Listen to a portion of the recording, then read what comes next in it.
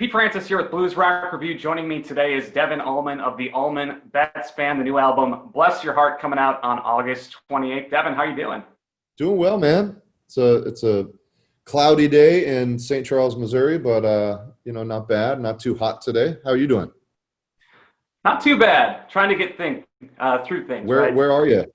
I'm Where in are you? Topeka, Kansas. Whoa. Man, Topeka, Kansas. I played there. I have played Topeka. So yeah, you're right down Highway 70 from me. Yeah, Yep. so not too far. Yep. So obviously, with everything that's been going on, the pandemic and whatnot, you guys were touring very heavily. How big of an adjustment has this been for you guys? It's really I kind of been saying this week we've been doing a lot of interviews for the record. And obviously this is a pretty, a recurring topic and theme. I've been on tour since 2004, and I've never had a summer off. So on one hand, man, this is great. This is like, I am loving it, man. I've got time with my son and my new puppy and my girlfriend and like the new house I bought, and but on the other hand, it's like, this is what we do, man. We connect with people. It's medicinal for people to go and see a movie, look at a painting, see a concert. But the thing that you realize when you're detached from it for an extended period of time is how medicinal it is to you. The artist getting on the bus every night, knowing that we just turned like 1,500 people on, is such, and not even like an ego boost kind of feeling. It's just this beautiful, like, fuck, we connected. It felt so good. And man, going without that it's I know it's tough for people that miss concerts. Man, it's tough for us too. And you've been adapting something that I thought was pretty cool is you've been doing some live shows on Facebook, and you're not just like getting in front of the cell phone. It's a high quality production, professional audio. How is that kind of going for you? The first few months out of the gate, kind of being stuck at home, I did it pretty regularly. I did it about twice a week. And the fans were incredible, hitting the tip jar, and they single-handedly kept paychecks in my entire band and crew, in their pockets, and it was amazing. And yeah, I didn't want to. Anybody can like flip their phone on and go live, and I kind of spent the first 2 weeks after we got sent home. I spent the first 2 weeks kind of like watching and just kind of taking notes about who was doing what, and I noticed, some things, some elements that weren't really being touched on, like having a theme for the night, like letting people know well in advance so they could plan for it like they would a concert, and then actually having a small TV studio in my house, that they set up was incredible. Our traveling sound guy, who goes all over the world with us, set it all up and just did a great job. So the only reason I kind of pulled back from doing them is because now the band is partaking in full band live stream shows, and we want to be able to do that once a month and just kind of kill it. We did one outside of San Diego. We've got one next week in Connecticut, and if we can kind of get the band together in one location, once a month and play a show and share it with people, then. And I wanted to ask you about those pay-per-view shows. Do you think with kind of the way things are going right now that that's kind of the immediate future anyways of what touring is? Fucking hope not. I really don't, I don't think anybody has a crystal ball in this situation. I have meetings with my team once a month, and we push off another month that was planned, push it off again to next year, push it off again. So it's hard to say. You don't know if you're going to be back on tour in October or April or whatever, but there's so many industries that are spectator centric, from baseball to the theater to, to music to, all the professional sports, movies, that it's a big industry when you consider all of those things. And then when you consider the ripple effect of those things, like when you go out to eat before a concert, or you get a hotel room after the baseball game, and all the industries that are affected in a symbiotic relationship to the spectator-centric things, we've got to get them back. And if we've got to get them back, I saw somewhere that Korea was allowing 10% of the capacity to watch baseball. There you go. Let's do 10, and then let's bump it to 30 or 70, or, let's take it in phases, and let's have it come back sooner than later. I know you guys are doing some drive-in shows. What are your thoughts on those? We kind of dipped our toes in a couple weeks ago in Wyoming with Robert Randolph, Charlie Starr of Blackberry Smoke, Adam Deach was on drums. It was like a jam session drive-in, and it was insane. Like, it was a lot of fun, and it felt like a concert. I mean, it felt normal, So if that's what we got to do until we get back to normal, then I'm all for it. It's still a concert in front of people.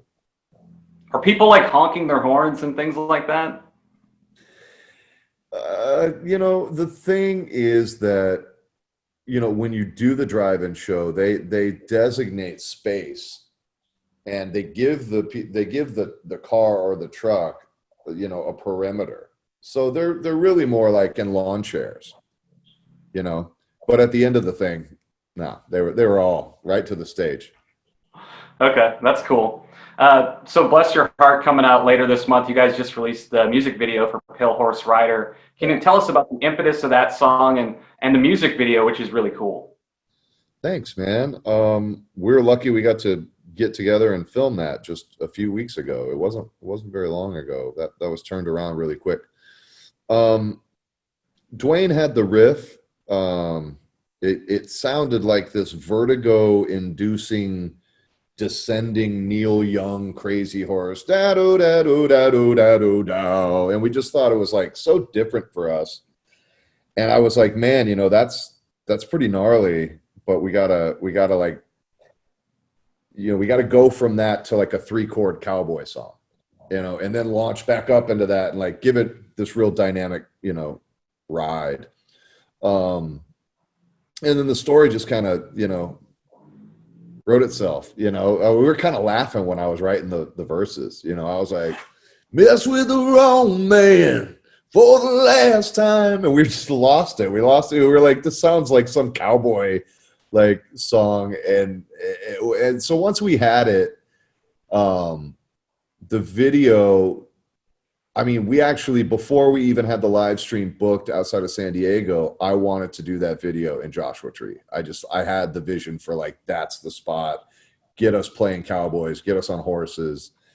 And God dang, if it didn't all work out. Now, with the debut album that you guys had, I know you guys were writing this as you were touring with the Devon Allman project, and Dwayne had joined you guys. Was the writing process for this similar when you guys were out on the road last summer? Totally. I mean, mirror image, we got, just like the first tour, we got about, I think we allowed about 2 months to kind of get our groove, like to where we could just do the show, blindfolded. And when we got there, called up Stahl, our collaborator, and Stahl Vaughn hopped on a plane 3 times that summer. And he would typically spend about 7 to 10 days with us. And, we give him a bunk on the tour bus. And it's a really cool environment that way, because it's not like he's like, hey, it's time, let's go write. It's like he's there for 10 days. If you're just in a shit mood, all right, we'll come back after supper, like whatever, So it's a really kind of cool environment to have, where it's like you walk on the bus after you got a coffee, and you're like, man, what's that? That sounds cool. Like, let's I think I can write some words to that. And then all of a sudden you're writing, and it's really natural and it's beautiful. And I think that if you bring someone out like that for 2 days, you're like, oh shit, like we better write 3 songs, and we got 2 days. And, you're really kind of under the gun. And this way, it's just like Stahl's one of the band, and man, over the like we got done into the fall and we had all the songs written. Are there any other tracks on the album that particularly stick out to you? Maybe just have special meaning to you? Every one of them. No, I like them all. I really do. They're all your kids. You don't want to pick your favorite, you know. Right. And there's a lot that we can all relate to, as well. I really, it's like asking a director, what scene in the movie do you relate to the most, or what's your proudest scene in the film? And that can be that's tough, man. I like the whole journey. Now, with the way things have been going with the music business right now, some artists are postponing albums and pushing back albums. So, what kind of went into the decision for you guys to put this out now while we're still in the midst of this thing? Well, I mean, truth be told, a lot of artists don't have say in that. You know, thank God we're on a major label that had a Zoom meeting with us like this and said, "What do you guys think? Let's talk about it." Because the record was done, it was in the can, and we batted the ball around and we said, well, what would be the benefits of putting it out next year? What would be the benefits of putting it out now? And I was like, guys, this is the time for people to fall in love with it. This is the time where people need it. Like, okay, maybe we don't get to tour in support of it until March. That's 7 months of a love affair with this record that we hope people have. And I would never want to wait ever. Like, you know what I mean? It's like I think music is healing. Let's hand out a little medicine. Has this experience of being home in the pandemic, has this inspired your songwriting in any way? Hell no. No, I haven't been sitting around writing. I really haven't. I'm a weird writer though. Like I don't sit down and try and fiddle with something once a week or anything like that. I will go 6 months without writing a verse. I'll go 6 months without writing a riff. But then after I've lived a little chunk of life, it's like time to sit down and kind of write about what I felt, what I've observed. I've got to kind of like fill the well with experience and then, and then kind of write. I'm not a good daily guy. There's Nashville cats that wake up and every day at noon they write a song, and that's not me. And it's fine that it's okay for other people. It's not really me. What I've done during the time off is I've really just kind of like taken a step back, really appreciate, and spend time with my family. And my sister's here, her new baby, I got a new puppy. I'm cooking my ass off, I'm enjoying my new house I bought, and my son's in college, so like every chance that I get to have him home is insanely cool. Did a little road tripping, snagged my 50th state, went up to North Dakota on a road trip. It's just some kind of normal guy shit that really feels good. Yeah, kind of with the way the music business is heading right now, we're seeing a lot more people release singles these days. What are kind of your thoughts on the future of albums? Do you think albums are even going to be prevalent 5, 10 years down the road? Yeah, because they're still alive now. If they've made it this far, they're going to keep going. And maybe less and less people will take the full ride, start to finish of an album, but that's okay, because that kind of clears them out of the way. So the real ones are left to really, take the journey.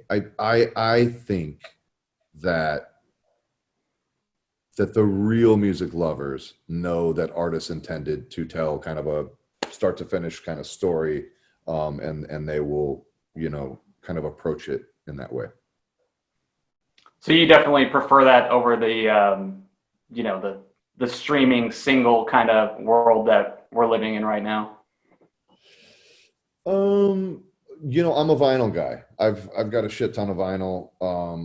I'm an audiophile. I can hear the difference. There's a huge difference. And, people that maybe aren't so, you know, tuned into the sonic aesthetic of vinyl, the depth, you know, like you can have a clean, wide digital rendering of a song, but you're missing that depth, you know, and that is what vinyl really gives you. And I like it. I like, you know, but I mean, I might get tired of something too. Like if I put on a record, here's a good barometer. If I put on a vinyl record, 50% of the time do I flip it over?